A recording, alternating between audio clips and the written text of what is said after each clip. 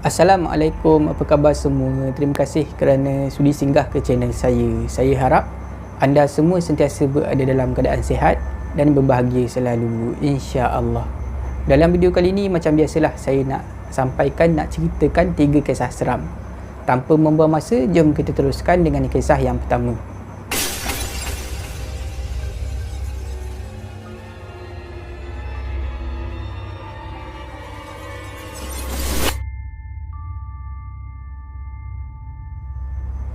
Selamat datang ke segmen Singgah Seram. Untuk kisah ni, saya akan gunakan nama samaran Syida untuk memudahkan cerita. Syida, mak dia dan juga ayah dia tinggal di sebuah kampung di negeri Perlis. Diorang tinggal di rumah nenek. Nenek Syida yang sebelah mak. Semuanya bermula apabila nenek Syida meninggal dunia.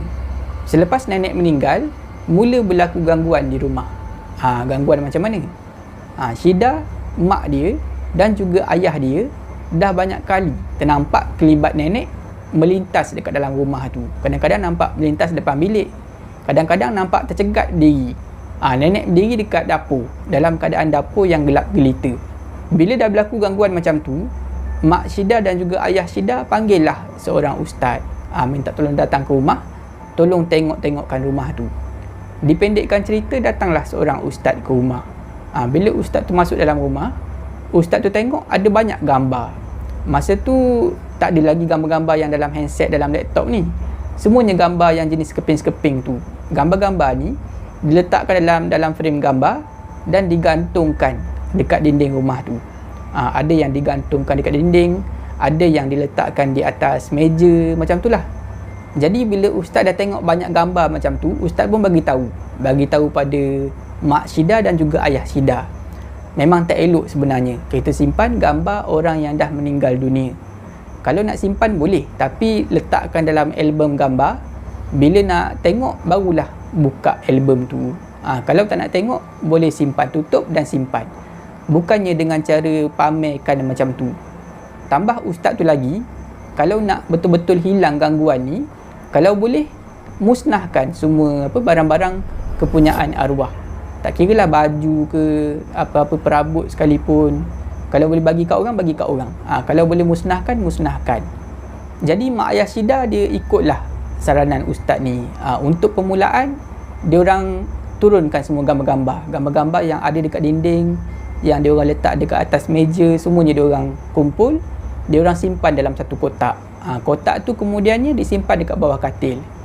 Masa tu memang diorang pastikan tak ada satu gambar pun yang tertinggal. Semuanya diorang simpan. Macam-macam gambar lah. Ada gambar raya, gambar diorang ramai-ramai, ada gambar nenek seorang diri. Semuanya disimpan. Tapi masa tu masih banyak lagi barang-barang nenek yang ada. Baju-baju nenek masih lagi ada dalam almari. Lepas tu kerusi rotan kegemaran nenek tu masih lagi ada dekat ruang tamu. Radio nenek pun masih ada lagi dekat atas meja. Bermakna belum lagi selesai masa tu. Buat sementara waktu ni dia orang kemas gambar dulu, tengok macam mana. Keesokan harinya, pada waktu pagi, mak Syida yang bangun dulu. Bangun pagi, tengok dekat ruang tamu, ada satu gambar yang terletak elok di atas meja. Gambar tu adalah gambar nenek. Gambar nenek seorang diri, sedang duduk di atas kerusi rotan. Dekat tangan nenek ada satu radio kecil kegemaran dia. Masa tu nenek tak pandang ke arah kamera. Dia pandang ke bawah, tersenyum sambil memegang radio. Dan masa hayat nenek memang itulah dua barang kegemaran dia. Kerusi rotan tu dan radio kecil dia. Radio nenek ni adalah radio jenis yang manual. Kalau nak cari saluran tu, dia kena pulas tombol pada radio tu. Samalah dengan kerusi rotan tu. Kerusi rotan ni lah tempat nenek berehat setiap hari. Bila mak Syida tengok gambar tu ada atas meja, dia fikir mungkin Syida yang keluarkan semula letak dekat situ. Jadi bila Syida dah bangun, mak Syida marah lah. "Syida, mak kan dah simpan gambar ni, kenapa kamu keluarkan semula?" Syida pula masa tu memang jadi confused lah. Dah kenapa pula? Dah lah Syida baru bangun tidur, tiba-tiba kena beletir macam tu dekat mak dia. Syida pun bagi tahu mak dia, "Mak, bukan saya mak. Saya tak ada sentuh pun gambar tu." Lepas tu mak Syida tanya ayah Syida pula, "Ada tak sentuh gambar tu? Keluarkan semula gambar tu, letak atas meja." Ayah Syida pun cakap benda yang sama. Dia tak tahu. Dia tak ada sentuh pun gambar tu. Jadi tak apalah, mungkin Mak Syida terlupa, macam tu je dia anggap. Dia ambil gambar tu, dia simpan balik dalam kotak. Esok harinya berlaku perkara yang sama. Gambar tu muncul semula di atas meja. Masa tu barulah Syida sekeluarga yakin benda ni adalah gangguan, bukannya benda biasa. Memang ada benda lain yang keluarkan gambar tu, letak semula di atas meja. Bila dah jadi macam tu, ayah Syida pun bagi tahu dekat Mak Syida, macam ni lah, kita ikut je apa yang ustaz tu cakap. Kita ambil semua gambar mak ni, kita bakar. Kursi rotan, lepas tu radio mak, semuanya kita bakar. Baju-baju semua kita bakar. Bila Mak Syida dengar apa yang ayah Syida cakap, dia jadi marah. Sebab dia memang daripada awal tak bersetuju dengan cara ustaz tu nak bakar semua barang-barang milik mak dia, milik arwah nenek Syida. Maklumlah, anak kandung dia sayang barang-barang peninggalan mak dia. Dia belum bersedia nak musnahkan semua barang-barang milik mak dia. Jadi Mak Syida ni marahlah ayah Syida. Abang, jangan bagi cadangan macam tu. Saya tak suka. Saya tak akan musnahkan barang-barang milik mak. Kita cuma akan simpan gambar-gambar ni je. Pada hari yang sama, waktu malam, masa tu semua orang dah masuk dalam bilik masing-masing. Syida dah masuk bilik dia, Mak Syida dan juga ayah Syida dah masuk bilik dia orang. Tiba-tiba terdengar bunyi daripada ruang tamu. Bunyi yang dah lama dia orang tak dengar. Bunyi yang sangat dia orang rindu. Bunyi apa tu? Macam yang saya bagi tahu tadi. Nenek Syida ni semasa hayat dia, dia suka duduk dekat satu kerusi, kerusi rotan. Dan dia suka main satu radio. Sambil-sambil duduk dekat atas kerusi rotan tu, dia akan main radio tu, radio kecil kegemaran dia. Radio tu jenis yang manual. Kalau nak cari frekuensi, nak cari saluran, dia kena pulas tombol yang ada pada radio tu. Daripada satu saluran dia tukar ke satu saluran.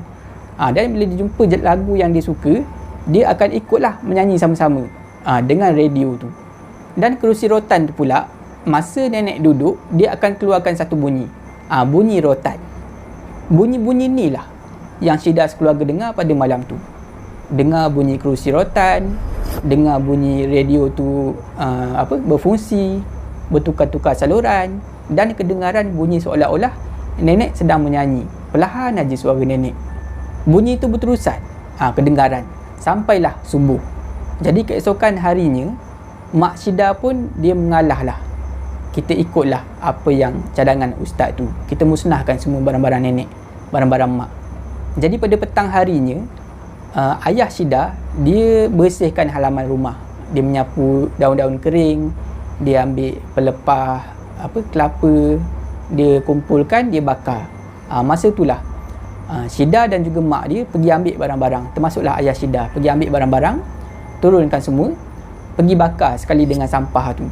Ambil kursi rotan, campak dalam api, radio, gambar-gambar semua, dan termasuklah pakaian-pakaian nenek, semuanya dibakar. Selepas semua barang-barang milik nenek ni dibakar, barulah tak ada gangguan di rumah tu. Dah tak ada lagi nampak kelibat nenek, dah tak ada lagi kedengaran bunyi kerusi rotan, bunyi radio, gambar-gambar pun dah tak ada lagi. Kita dah simpan, dia kembali semula dekat atas meja, dah tak ada lagi sebarang gangguan. Itulah kisah yang diceritakan oleh Syida berlaku kepada dia dan juga keluarga dia selepas nenek dia meninggal dunia.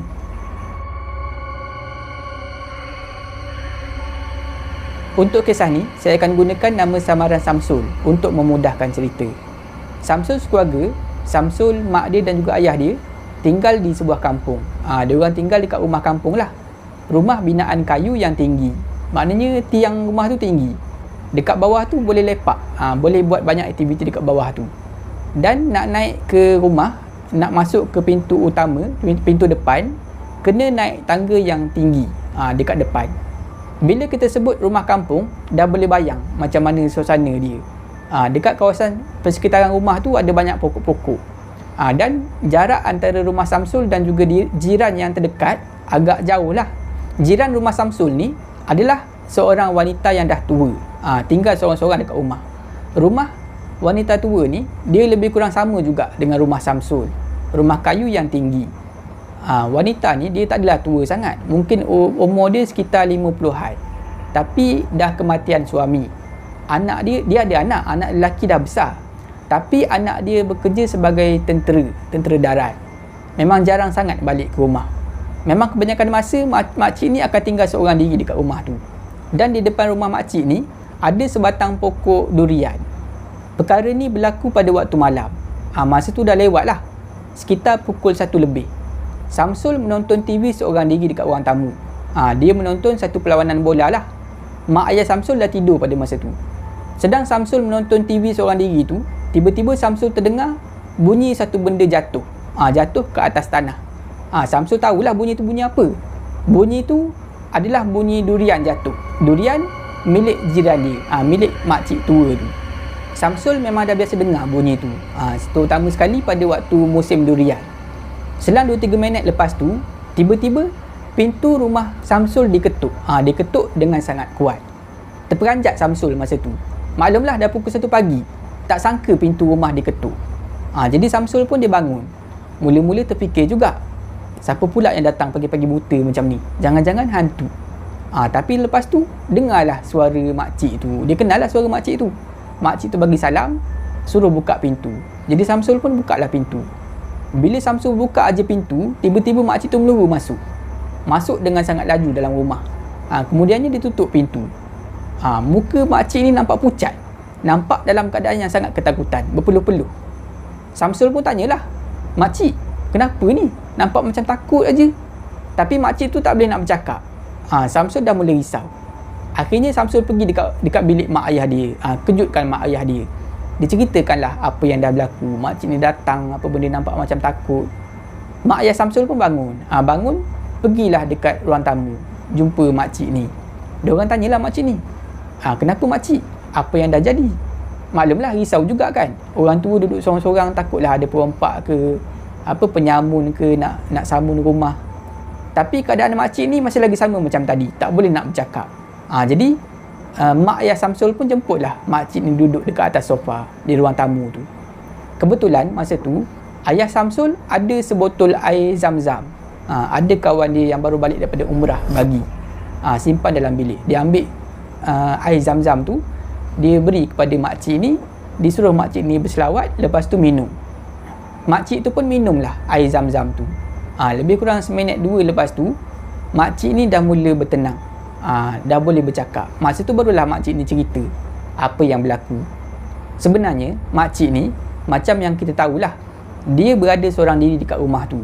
Tapi pada malam tu, dia tak boleh nak tidur. Daripada lepas isyak tu sampailah pukul 1 pagi, mata dia langsung tak mengantuk. Akhirnya dia duduk dekat ruang tamu, pasang TV. Tiba-tiba dia terdengar bunyi durian jatuh. Jatuh depan rumah dia. Bila dah bosan macam tu, tak tahu nak buat apa, makcik ni fikir lebih baik dia pergi turun, dia pergi cari durian tu. Walaupun masa tu dah pukul 1 pagi lebih. Tapi disebabkan tak tahu nak buat apa-apa, dia pun akhirnya ambil lah torchlight, buka pintu, turun ke bawah. Pergilah suluh dekat bawah pokok durian tu, cari durian. Sedang makcik ni suluh bawah pokok cari buah durian tu, tiba-tiba makcik ni terdengar ada satu bunyi macam orang bernafas, datang daripada arah tangga rumah dia. Bila dah dengar bunyi tu, makcik ni pusing ke belakang, pusing ke arah tangga tu, dia suluh. Suluh kawasan tangga, dekat pasu bunga, dia suluh. Tak nampak apa-apa pun. Jadi makcik ni fikir mungkin ada haiwan yang lalu dekat situ, musang ke apa kan. Tak apalah, dia pun pergi semula dekat bawah pokok, suluh semula dekat bawah pokok. Tak lama lepas tu, jumpalah sebiji buah durian. Makcik ni jadi gembira bila dah jumpa durian tu. Dia pun pergilah ambil, pegang di bahagian tangkai. Masa itulah makcik ni terdengar sekali lagi bunyi seperti ada orang bernafas. Rasanya bunyi tu datangnya daripada arah tangga rumah. Makcik ni pun pusing ke belakang. Dia halakan torchlight dia dekat tangga rumah dia tu. Masa itulah makcik ni ternampak ada kelibat seorang perempuan sedang merangkak di bawah tangga rumah dia. Bila ternampak lembaga tu, makcik ni sampai terjatuh, terduduk. Sebab dia terlampau terkejut. Nasib baik masa tu dia tak terkena serangan jantung. Durian dia terlepas, torchlight dia pun terlepas daripada tangan. Makcik ni cepat-cepat bangun, sebab masa tu dia nampak lembaga perempuan berambut panjang tu sedang merangkak nak menghampiri dia. Dia bangun terus berlari menuju ke arah rumah Samsul. Samsul, mak Samsul dan ayah Samsul tercengang dengar cerita makcik ni. Dia orang langsung tak sangka wujud benda macam tu di kawasan kejiranan dia orang. Jadi pada masa tu, makcik ni dia minta izin nak tumpang tidur di rumah Samsul, nak bermalam dekat situ. Mak dan juga ayah Samsul bersetujulah, benarkanlah. Sebab memang patut pun. Takkanlah nak biarkan makcik ni tidur dekat rumah dia selepas nampak benda macam tu. Mak dan juga ayah Samsul suruh makcik ni tidur di bilik Samsul. Samsul pula tidurlah dekat ruang tamu. Samsul okey je. Tapi sebelum tu, makcik ni dia ada minta tolong lagi satu perkara.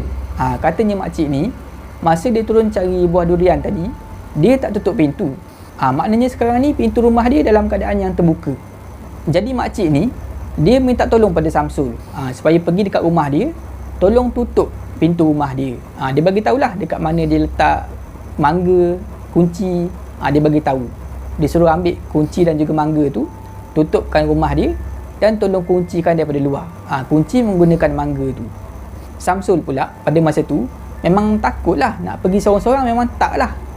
Samsul bukannya berani sangat. Samsul pun mintalah ayah dia teman. Dipendekkan cerita, Samsul dan juga ayah dia pergilah ke rumah makcik ni. Bawa torchlight, pergilah berjalan kaki. Sampai di pekarangan rumah makcik ni, Samsul dan ayah dia suluhlah menggunakan torchlight. Suluh ke arah bawah tangga, ke arah sekitar kawasan tu, tak nampak apa-apa. Diorang berdua pun pergilah naik tangga, masuk dalam rumah tu. Ambil lah mangga dan juga kunci tempat di mana makcik tu cakap. Lepas dah ambil mangga tu, dah ambil kunci, diorang keluar, tutup pintu dan kuncikan daripada luar. Kunci menggunakan mangga. Lepas tu diorang turun balik tangga, pakai selipar dan mula berjalan nak meninggalkan rumah makcik ni. Masa Samsul dan juga ayah dia berjalan nak meninggalkan rumah makcik ni, masa itulah Samsul dan ayah dia terdengar satu bunyi daripada belakang dia orang. Samsul dan ayah dia terdengar bunyi seperti ada satu benda terseret di atas rumput, di atas tanah. Bila dah terdengar bunyi macam tu, Samsul dia nak toleh ke belakang. Dia nak pandang, dia nak suluh. Tapi belum sempat Samsul nak toleh, ayah Samsul dah cubit lengan Samsul. Samsul pun tak jadi nak toleh. Ayah Samsul bercakap, "Kau jangan pusing. Jangan toleh ke belakang, jangan tengok ke belakang. Kau pandang aja dekat depan. Kita balik aja dekat rumah." Jadi dipendekkan cerita, Samsul dan ayah dia selamatlah balik semula ke rumah. Dan malam tu makcik tu dapatlah tidur dalam bilik Samsul. Samsul pula tidur di ruang tamu. Keesokan harinya pada waktu pagi, barulah makcik tu balik semula ke rumah dia. Dan makcik tu ucapkan berbanyak-banyak terima kasih pada Samsul sekeluarga. Itulah kisah yang diceritakan oleh Samsul, berlaku pada jiran dia.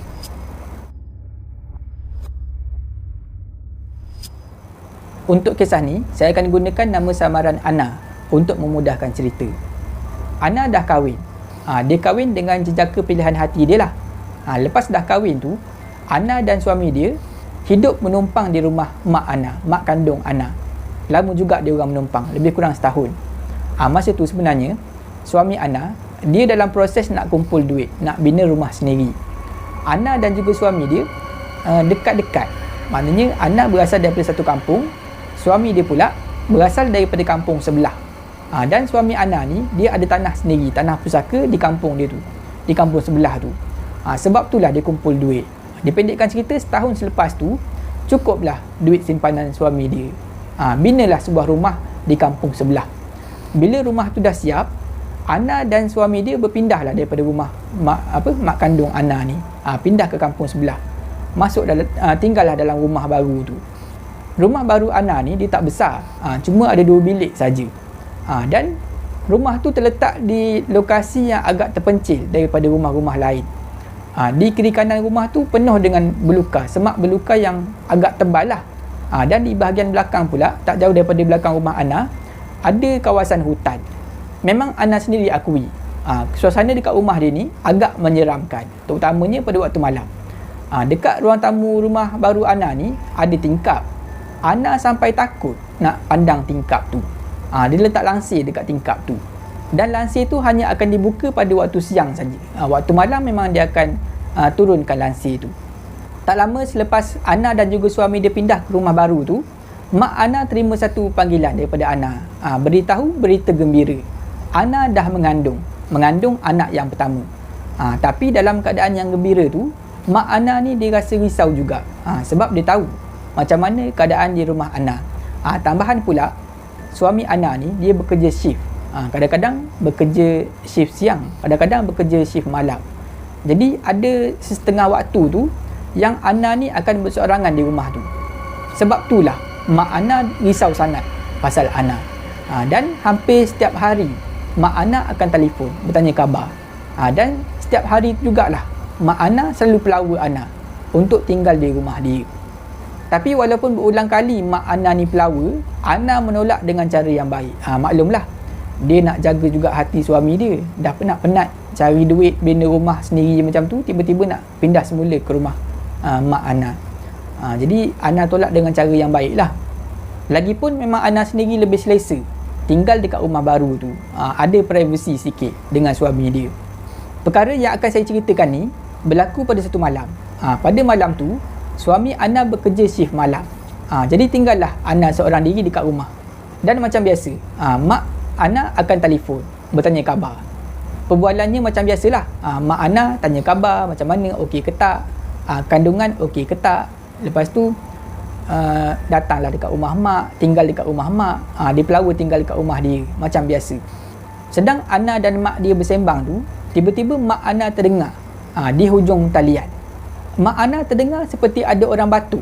Suara seorang lelaki batuk. Jadi mak Ana pun tanyalah. Nama suami Ana adalah Imran. Mak Ana tanya, Imran tak pergi kerja ke malam ni? Ana rasa pelik dengan pertanyaan mak dia tu. Ana pun jawab, Imran kerja mak. Dah lama dia keluar. Lepas tu mak Ana bertanya lagi, siapa yang ada dekat rumah tu? Ana pun cakaplah, saya seorang aja mak. Kenapa? Mak Ana terdiam sekejap. Lepas tu mak Ana cakap dalam nada yang perlahan, mak dengar bunyi orang batuk tadi. Mak ingat Imran. Bila Ana dengar mak dia cakap macam tu, serta-merta bulu roma dia meremang. Lepas tu Ana pun cakap dekat mak dia, mak ni mengarut lah, saya seorang je ni, mak jangan takutkan saya macam tu. Dan pada masa itulah tiba-tiba Ana terdengar bunyi daripada dapur. Bunyi apa? Bunyi yang Ana dengar tu adalah bunyi heater dia. Ana ni sebenarnya dia panaskan air, dia masak air dekat dapur menggunakan heater. Bila air tu dah cukup panas, heater tu akan dia akan tertolak. Tempat tekan heater tu akan tertolak. Maknanya air dah masak. Jadi masa tu Ana dia minta diri dekat mak dia. Mak, Ana nak pergi dapur sekejap nak buat air. Air dah masak. Lepas tu Ana letaklah handset dia dekat atas meja. Masa tu Ana bercakap dekat ruang tamu. Dekat dengan tingkap di ruang tamu, dekat atas sofa. Dia letaklah handset tu dekat atas meja. Ana pun pergi dekat dapur. Pergi dekat dapur ambil cawan, dia buatlah air, ambil isi air panas, dia bancuh air. Dah selesai bancuh air panas tu, Ana pun kembali dekat ruang tamu, ambil handset tu semula, letak dekat telinga. Bila Ana letak aja dekat telinga, Ana dengar mak dia beletih. Mak dia membebel, marah pada Ana. Itulah mak dah ajak datang kat rumah mak, tapi engkau tak nak ikut, cakap mak. Bila Ana dengar mak dia membebel macam tu, Ana jadi hairan lah, pelik lah. Tadi elok je bercakap, tiba-tiba marah-marah macam ni. Ana pun tanyalah mak dia, hello mak, kenapa ni mak? Kenapa tiba-tiba mak marah macam ni? Mak Ana jadi macam pelik bila dengar Ana cakap macam tu. Yelah, macam mana mak tak marah? Kamu sampai menangis-nangis macam tu. Kalau kamu dengar cakap mak, tinggal dengan mak dekat rumah kat kampung ni, kamu tak akan menangis macam tu. Bila Ana dengar mak dia cakap macam tu, cakap dia menangis, Ana jadi berdebar. Ana pun tanya mak dia, mak, bila masa Ana menangis mak? Mak Ana pun cakap, tadi kau menangis sampai tak esak-esak mak dengar. Mak pun marahlah kamu. Tak nak tinggal dengan mak ni. Mak dah ajak banyak kali dah, kamu tak nak ikut. Ana pun cakap dekat mak dia, mak, mana ada Ana menangis mak? Ana kan pergi dapur tadi buat air. Bila mendengar Ana cakap macam tu, mak Ana terdiam di hujung panggilan. Ana pula berdebar sebab dah 2 kali mak dia terdengar sesuatu. Mula-mula dengar orang batuk, lepas tu dengar orang menangis pula, teresak-esak. Masa itulah Ana pandang ke arah tingkap. Dia terasa seolah-olah ada benda yang sedang perhatikan dia daripada tingkap di ruang tamu tu. Disebabkan Ana rasa terlalu takut masa tu, Ana cakap dekat mak dia, "Mak, boleh tak Ana nak minta tolong? Tolong datang dekat sini mak, suruh adik hantar. Suruh adik hantar mak datang ke rumah saya ni. Mak temankan saya malam ni, saya takut lah." Jadi dipendekkan cerita, sampailah mak Ana ke rumah dia, ke rumah baru Ana. Adik Ana yang hantar menaiki motor. Jadi dah sampai tu, Ana jemputlah mak dia masuk, sekali dengan adik dia. Selepas mengalami kejadian tu, Ana bercakap dengan suami dia, berbincang. Ana nak minta dekat suami dia supaya benarkan mak dia tinggal sama-sama di rumah baru dia orang. Suami Ana pun bersetujulah. Mak Ana tinggal bersama dengan Ana. Sampailah Ana bersalin. Bila Ana dah selamat bersalin, Ana tinggal di rumah mak dia pula, mak kandung dia di kampung sebelah. Tinggallah suami Ana seorang diri di rumah baru tu. Jadi semasa berada di rumah mak dia, Ana ada juga bertanya pasal malam tu, apa yang sebenarnya mak dia dengar. Mak Ana pun berceritalah, sebenarnya pada malam tu mak Ana ni dia tak dengar pun Ana cakap nak pergi ke dapur nak buat air. Yang dia dengar hanyalah bunyi orang menangis saja, menangis teresak-esak. Bila mak Ana dah cakap macam tu, Ana menjadi bertambah risau. Sebab sekarang ni dia dah ada seorang bayi, bayi yang baru lahir, dan memang nampak sangat rumah baru dia tu di kampung sebelah memang ada benda yang tak elok. Jadi Ana, mak dia dan juga suami dia berpakatlah nak adakan majlis bacaan Yasin dan juga majlis doa selamat di rumah baru dia orang tu. Bila dah selesai buat semua benda tu, barulah Ana dan bayi dia, bayi baru lahir tu, berpindah ke rumah baru. Dan alhamdulillah dah tak ada lagi sebarang gangguan. Setakat itu saja video saya pada kali ini. Saya harap anda semua terhibur. Jika anda suka video ni, jangan lupa like, share dan komen video ni. Jangan lupa subscribe dan tekan butang loceng untuk dapatkan notifikasi video saya yang seterusnya. Bagi anda yang nak berkongsi kisah seram, boleh hantar ke alamat email yang tertera dekat bawah. Janganlah kita takut kepada makhluk, tetapi takutlah kepada pencipta sekalian makhluk. Semoga kita bertemu lagi di video saya yang seterusnya. InsyaAllah. Assalamualaikum.